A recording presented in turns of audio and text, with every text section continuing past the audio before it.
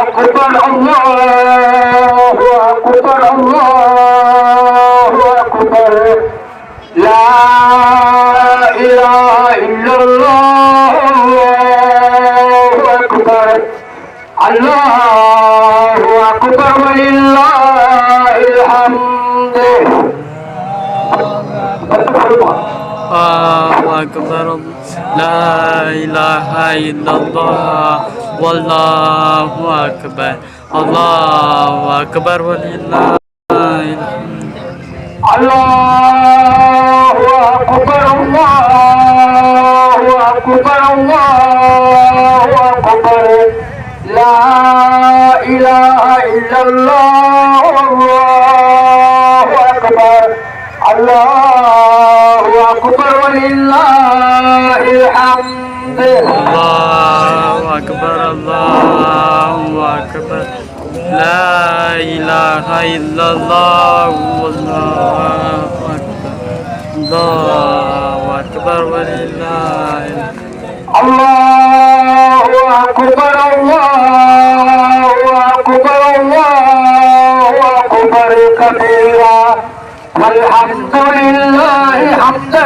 كثيرا وسبحان الله وبحمده بكرة وأصيلا لا إله إلا الله ولا نعبد إلا إياه مخلصين له الدين ولو كره الكافرون لا إله إلا الله وحده وصدق وعدا ونصر عبدا وعز جندا وحسب الأحزاب وحدا لا إله إلا الله الله أكبر الله أكبر ولله الحمد أكبر الله أكبر الله إله إلا الله الله أكبر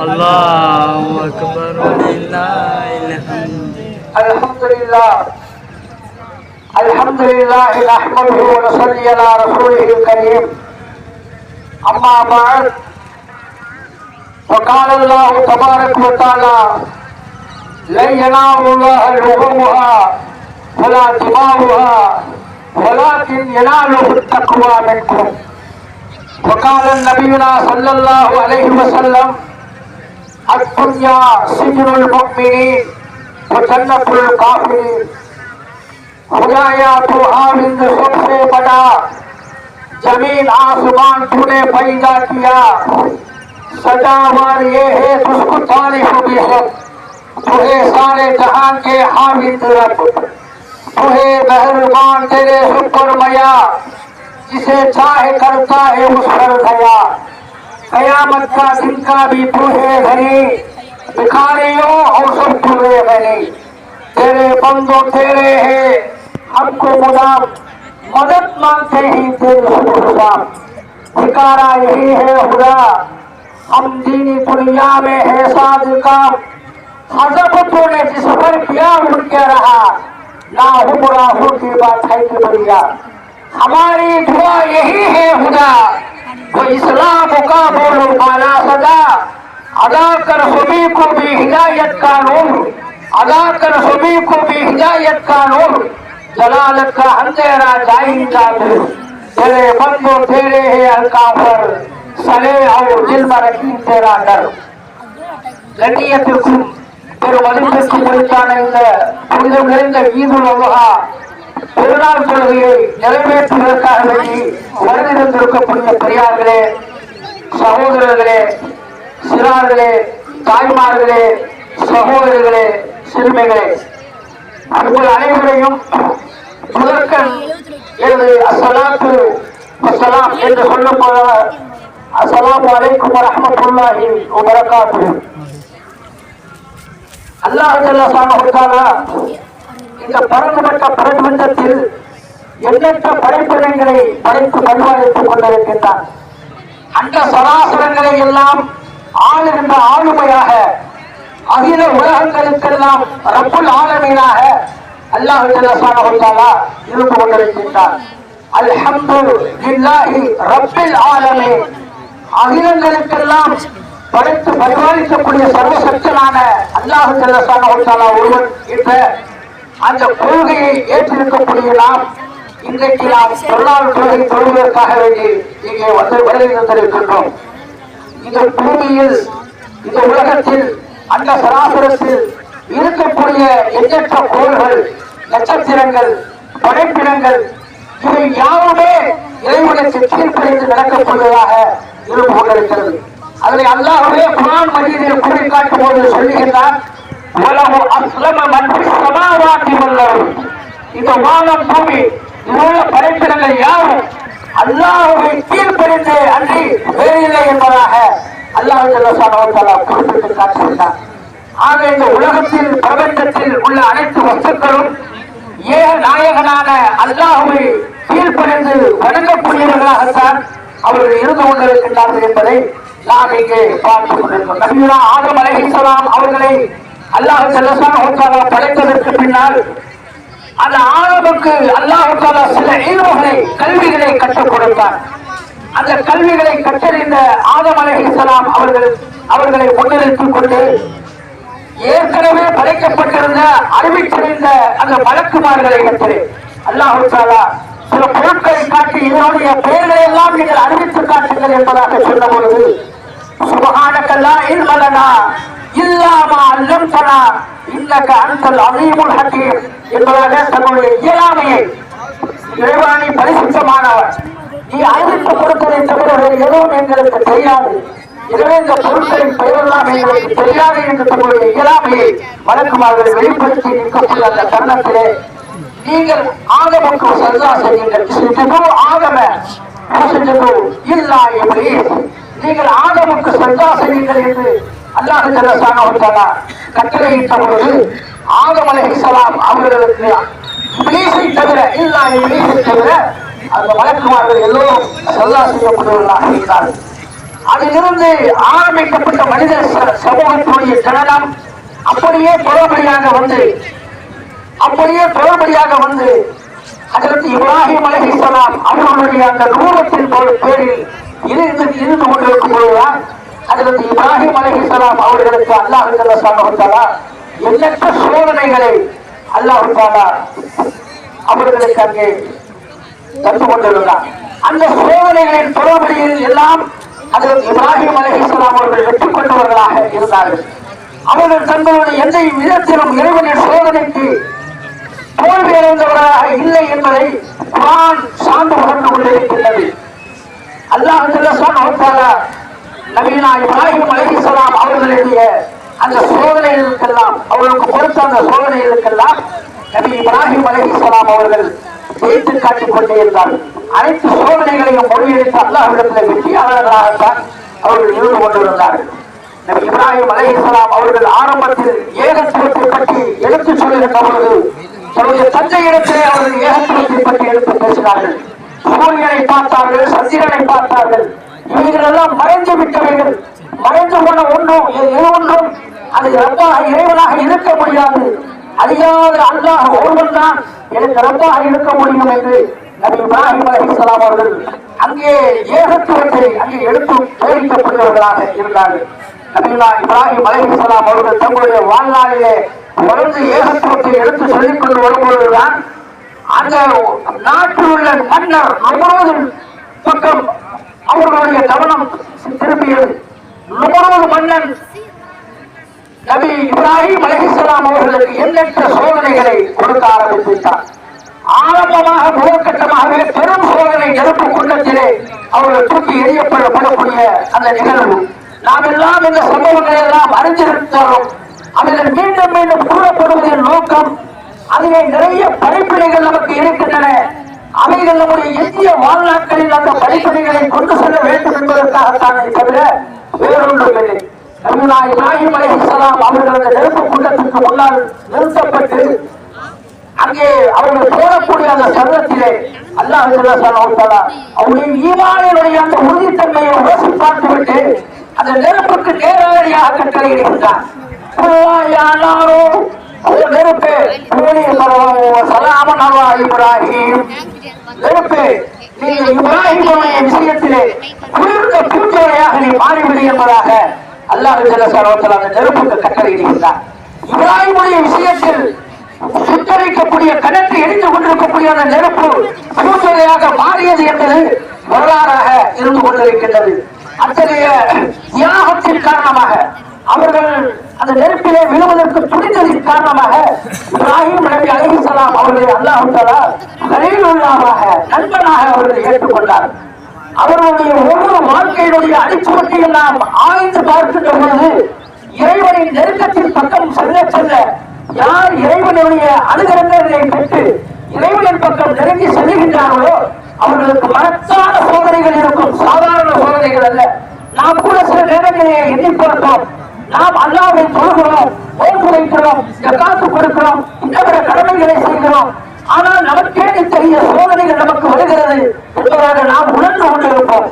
யார் அல்லாஹ்வின் பக்கம் நெருங்குகின்றார்களோ அந்த அடியார்களை தன் பக்கம் ஈர்ப்பதற்காக அல்லாஹ் தஆலா கடுமையான முறையிலே சோதிப்பான் என்பதுதான் இப்ராஹிம் நபி அலைஹிஸ்ஸலாம் அவர்களுடைய வாழ்க்கையில் நமக்கு பாடமாக படிப்படியாக இருந்து கொண்டிருக்கிறது. ஒரு நாள் அவர்கள் கனவு கண்டார்கள், தன்னுடைய மகனை அழைத்து பலிபோட கண்டார்கள். அந்த சமயத்தில் தான் நபி இப்ராஹிம் அலைஹிஸ்ஸலாம் அவர்கள் மகனிடத்திலே கருத்து கேட்கிறார்கள். யா புனைய இன்னியாரா பில் மனாமே அன்னே அதுவகஃபம் மாதாதரா. என்னுடைய அருமை மகனே, உன்னை அறுத்து பலியிடுவதை போன்று நான் கனவு கண்டேன். உன்னுடைய விளக்கம் என்ன? நீ என்ன சொல்லுகிறாய்? நீ என் இடத்துல என்ன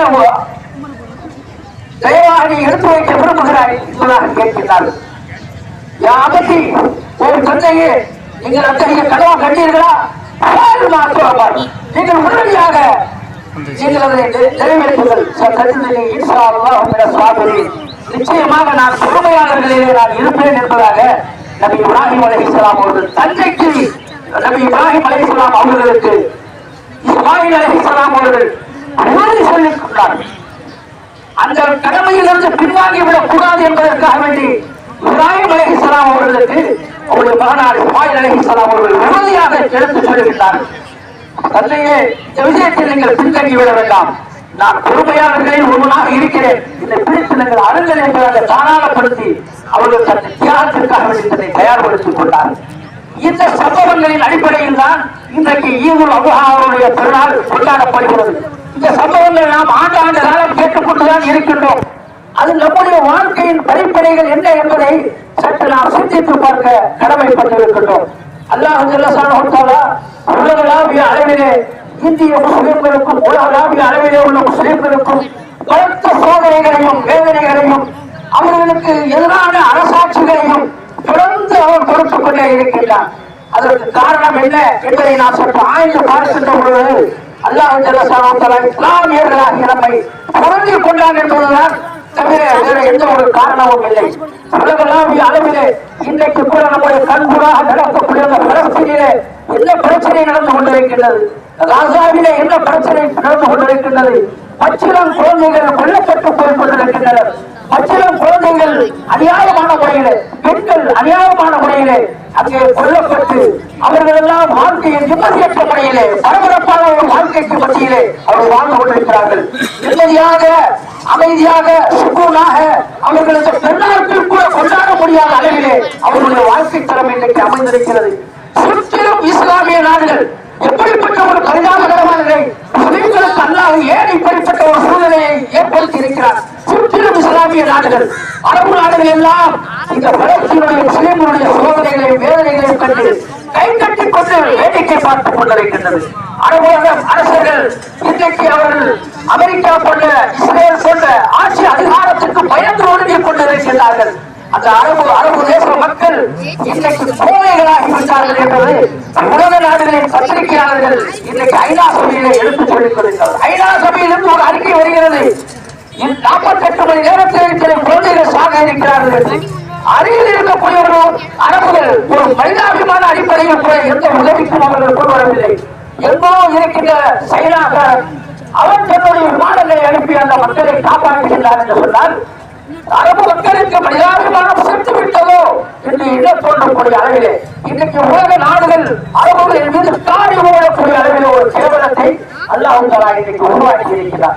அன்னை வீட்டுக்காரன் பசித்திருக்க தான் மட்டும் உணவு பசித்துக் கொண்டிருப்பவர்கள் ஒருபோதும் ஒரு மூமினாக முடியாது, அவர் ஒருபோதும் மூமினாக இருக்க மாட்டார் என்பதாக நபிகள் பெருமானார் ஸல்லல்லாஹு அலைஹி வஸல்லம் அவர்கள் சொல்லி வழிகாட்டி இருக்க, அந்த சொற்களுக்கெல்லாம் மாற்றமான முறையிலே அருகில் பக்கத்து நாடுகளில் இருக்கக்கூடிய அந்த வேதனைகளை, மக்களினுடைய வேதனைகளை பார்த்து ரசித்துக் கொண்டிருக்கிறார்கள். ரசித்துக் கொண்டிருப்பதோடு மட்டுமல்லாமல் ஆடம்பர வாழ்க்கைகளில் தன்னை மூழ்கிக் கொண்டு அங்கே பெண்களோடு அவர்கள் சரசமாடிக் கொண்டு உலகத்தினுடைய எல்லா தீமைகளையும் அங்கே அரங்கேற்றிக் கொண்டு அவர்கள் அந்த ஆட்சி அதிகாரத்தில் அமர்ந்து கொண்டிருக்கிறார்கள். அரபு மக்களுக்கோ அரபு அரசுகளுக்கோ எச்சரிக்கை, இந்த ஈடுபாடு கொண்டிருக்கின்றது. ஒவ்வொரு முஸ்லிம்களுடைய தலையிலும் ஒரு கத்தி வாள் பெற்றுக் கொண்டிருக்கின்றது. இஸ்லாமியர்களுக்கு எதிரான சட்டங்கள் எதையெல்லாம் போட முடியுமோ அனுதினமும் அவைகளை போட்டுக் கொண்டே இருக்கிறார். திருத்த சட்டம், இந்த சட்டத்தை மூலமாக முஸ்லிம்களுடைய பொருளாதாரத்தை அபகரிப்பதற்கு, அவர்களுடைய முஸ்லிம்களுடைய பொருளாதாரங்களை கையகப்படுத்துவதற்காக வேண்டி இந்த அரசாங்கம் முயன்று கொண்டிருக்கின்றது. அதற்குள்ளே ஒரு சின்ன வழிமுறைதான் இந்த வக்ஃபு திருத்த சட்டம். நேற்றைய தினம் ஒரு சட்டம் பாராளுமன்றத்திலே இயற்றிய அறிக்கை மசோதாவாக வெளியிட்டிருக்கிறார்கள். அதில் ஒரு இணையதளம் வக்ஃபு சட்டத்தினுடைய அந்த திருத்தத்தின் அடிப்படையில் ஒரு இணையதளத்தை நேற்றைய தினம் வெளியிட்டிருக்கிறார்கள். அந்த இணையதளத்திலே வக்ஃபு குறித்த சொத்துக்கள் எங்கெல்லாம் இருக்கிறது என்ற தகவலை அந்த இணையதளத்திலே ஒன்றிணையுங்கள் என்பதாக கட்டளையிட்டார்கள். முஸ்லிம் தனியார் சட்ட வாரியம் இதனை கடுமையாக எதிர்த்திருக்கிறது. நேற்றைய தினம் கடுமையாக எதிர்த்திருக்கிறது. ஒருபோதும் இஸ்லாமியர்கள் அந்த இணையதளத்தை பயன்படுத்தாதீர்கள். அந்த இணையதளத்தை பயன்படுத்துவதன் மூலமாக வக்ஃபு திருத்தத்தினுடைய சட்டத்தின் அடிப்படையில் வக்ஃபினுடைய சொத்துக்களின் விவரங்களை அந்த இணையதளத்தில் பதிவிட்டால் ஒட்டுமொத்தமான முறையிலே ஒரே இரவிலே அந்த சொத்துக்களை எல்லாம் அரசாங்கம் கையகப்படுத்துவதற்குண்டான சூழ்நிலையிலே சூழ்ச்சியிலே ஈடுபட்டுக் கொண்டிருக்கிறது என்பதை நீங்கள் உணர்ந்து கொள்ளுங்கள் என்பதாக அந்த முஸ்லிம் தனியார் சட்ட வாரியத்தினுடைய தலைவர்கள் நமக்கு கோரிக்கை விடுத்திருக்கிறார்கள். எனவே அந்த சட்டத்தை மசோதாவை நாம் புறந்தள்ளிவிட வேண்டும். இதுபோன்று அனுதினமும் முஸ்லிம்களின் தலைகளிலே கத்திகள் தொடுத்துவிடப்பட்டிருக்க இருந்து கொண்டிருக்கின்றது. இப்ராஹிம் அலைஹிஸ்ஸலாம் அவர்களுக்கு ஒரு நபரும் வாய்த்தான், பலவகையிலும் சோதனை செய்து பார்த்தான். அவர்களை இப்ராஹிம் அலைஹிஸ்ஸலாம் அவர்களை ஒன்றுமே செய்ய முடியவில்லை. அல்லாஹ்வினுடைய நண்பனாக கலீலாக அந்த அவருடைய பொறுமை அவருடைய ஆக்கை தந்தது. அதே போன்ற ஒரு உணர்வு, அதே போன்ற ஒரு நிலை நமக்கு வாய்த்த மிகப்பெரிய நபரோடு மோடியாக இருந்து கொண்டிருக்கிறார். உலகளாவிய முஸ்லிம்களின் நபராக இஸ்ரேலினுடைய நெத்தானியாகவும் அமெரிக்காவினுடைய ட்ரம்பும் இருந்து கொண்டிருக்கிறார்கள்.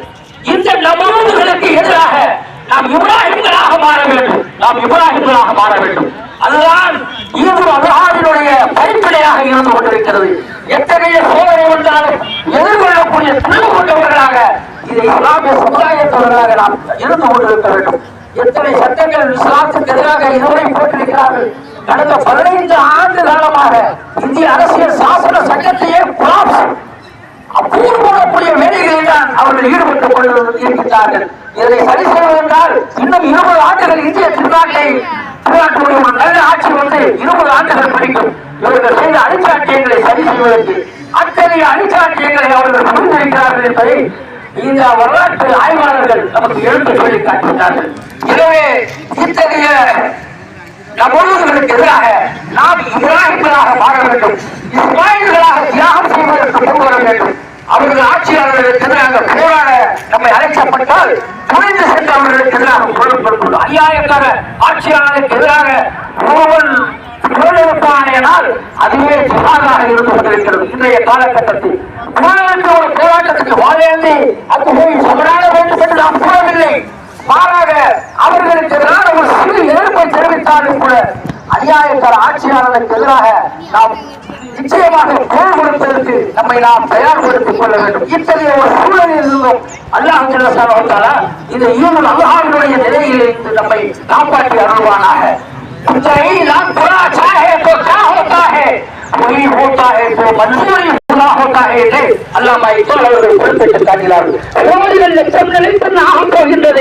இறைவன் எதனை நாடுகிறானோ அதுதான் நடக்கக்கூடியதாக இருக்கும். அல்லாஹ் நாடாமல் நமக்கு உலகத்தில் ஒரு புத்தகம் விளையாது என்ற ஈமானுடைய அந்த தௌஹீதுடைய பூஜத்தை நாம் உள்ளத்திலே இயங்க வேண்டும். தௌஹீதுக்கு அமானத் ஹமாரா ஆசான் நஹி மிட்டானா நாமோ நிசான் ஹமாரா என்று அல்லாமா இக்பால் அவர்கள் குறிப்பிட்டு காட்டினார். தௌஹீதுடைய அந்த தாரக மந்திரம் எங்களுடைய நெஞ்சங்களிலே குடிகொண்டிருக்கின்றது. அத்தகைய அந்த தௌஹீதை தாரக மந்திரத்தை இந்த நெஞ்சங்களிலிருந்து ஒருவராலும் எந்த கொம்பனாலும் பிரித்துவிட முடியாது என்று பலஸ்தீன் மக்களை போன்ற ஒரு உறுதியை இப்ராஹிம் அலைஹிஸ்ஸலாம் அவர்களுடைய போன்ற உறுதியை நம்முடைய உள்ளத்திலே கொள்ள வேண்டும். அதுதான் இந்த தியாகத்தினால் நமக்கு பாடமாக கூறிக்காட்டிக் கொண்டிருக்கின்றது என்பதை நினைவுபடுத்திக் கொண்டு இந்த நல்ல சந்தர்ப்பத்திலே கூடியிருக்கக்கூடிய பிரதான தாய்மார்களுக்கும் கூடியிருக்கக்கூடிய பிரதான பெரியோர்களுக்கும் ஆண்களுக்கும் என்னுடைய ஈத் முபாரக் என்று ஈத் அல்ஹாவுடைய ஈத் முபாரக்கை தெரிவித்த வண்ணமாக விடைபெறுகிறேன். வாஹிரு தஅவானா அல்ஹம்துலில்லாஹி ரப்பில் ஆலமீன். அஸ்ஸலாமு அலைக்கும் வரஹ்மத்துல்லாஹி தஆலா வபரகாத்துஹு.